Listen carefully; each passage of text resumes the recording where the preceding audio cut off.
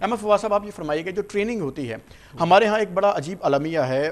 ہماری جو عام معاشرے کی بات کریں تو لوگوں کے اندر یہ سوچ نہیں ہے کہ جو پریزنٹیشن سکلز ہیں کتنی امپورٹنٹ ہیں, کیونکہ ایک عام آدمی جو پی ایچ ڈی بھی کی ہو لیکن بہت سارے لوگ ایسے جو اپنی بات ایکسپریس نہیں کر پاتے ہیں. کچھ لوگ ایسے ہیں جن کے پاس کوئی ٹریننگ نہیں, کبھی اسکول بھی نہیں گئے, جسے ہم عام طور پہ چٹے ان پڑھ کہتے ہیں, لیکن وہ بڑا خوبصورت کنوینسنگ پاور ہوتی ہے ان کے پاس. آپ اس کوالٹی کو کس طرح ایلیبریٹ کریں گے ہمارے عوام کے لیے؟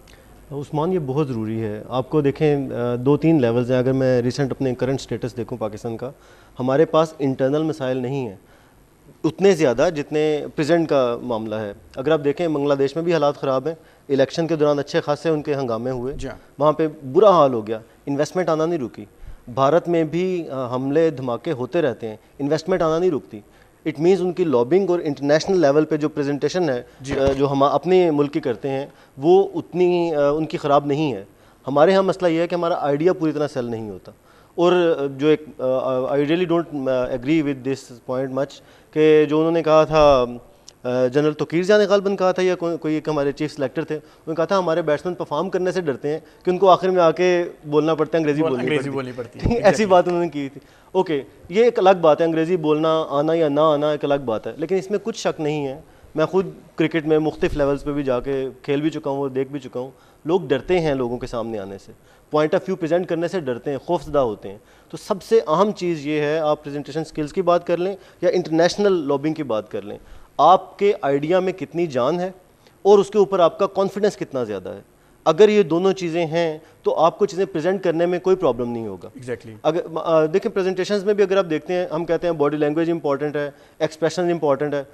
ایک ریسرچ کہتی ہے خدا تعالیٰ نے انسانی چہرے کے اوپر تقریباً 350 ایکسپریشنز رکھے ہوئے ہیں کہ آپ ایک ابرو اپنا جو ہے ایک اوپر کرتے ہیں اس کا مطلب کچھ اور ہے, دوسرے کا کچھ اور ہے.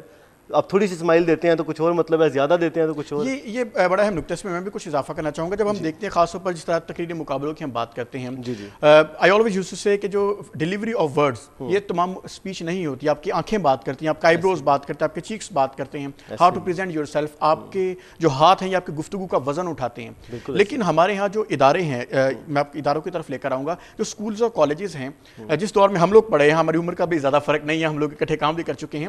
ہمارا جو دور تھا وہاں پر اساتذہ باقاعدہ بتایا کرتے تھے کہ پریزنٹیشن سکلز کیا ہیں, آپ کو کس طرح کھڑے ہونا ہے, آپ کو اپنی ٹانگوں پہ شفل کس طرح کرنا ہے, وزن کو اپنے آئی کانٹیکٹ کس طرح کرنا ہے. آج کے جو معاملات ہیں جو اسکولز اور کالج بڑا کمرشل ہو گئی ہے تعلیم. آپ کو کیا محسوس ہوتا ہے کہ ادارے اپنی ذمہ داریوں سے کہیں غافل نظر آتے ہیں؟ عثمان 200% غافل نظر آتے ہیں. مجھے مختلف کراچی سے اسلام آباد تک, پشاور تک مختلف یونیورسٹیز میں لیکچرز دینے کا اتفاق ہوا ہے. سخت تکلیف ہوتی ہے یہ والی چیز دیکھ کے کہ ہم بزنس پلان کمپٹیشن کرواتے ہیں, بزنس پلانس پریزنٹ کرتے ہیں. وزیر اعظم نے جو ابھی ریسنٹلی لون اسکیم بھی کی بزنس پلان کے لیے کی نا, میرا پوائنٹ یہ ہے کہ یہ ضائع ہونے کے چانسز بہت زیادہ ہو سکتے ہیں.